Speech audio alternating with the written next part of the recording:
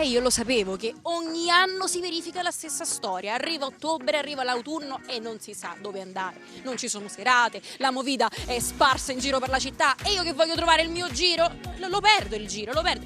Ora c'è un po' di confusione qui, in questo lido mediterraneo si chiama. Proviamo, io vorrei capire se è vero che devo entrare qui dentro. Voglio un segnale dal cielo, voglio. Un 6, c'è un 6 su questo dato. Se è vero che devo entrare qui dentro, devo trovare un altro 6. Un altro 6, un altro 6, un altro 6. E ci abbiamo un altro 6, signori.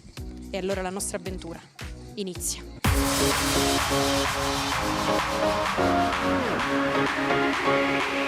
Il bello di recarsi al mare col chiodo di pelle. Lo possiamo dire che è una location così che ti permette di andare al mare anche quando già c'è freschetto, ci piace? Esatto, non sapevo cosa mettermi, ma ho usato questa sera. Ma che intenzioni hai? Tu lo sai che qua c'è bel giro di gente, un po' per tutte le età. Ci proviamo.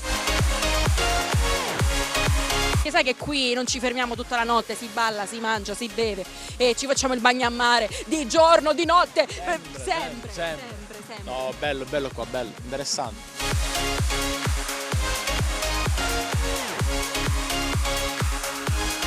Lui suona y ahora, de la calle. Perché suena, e ora.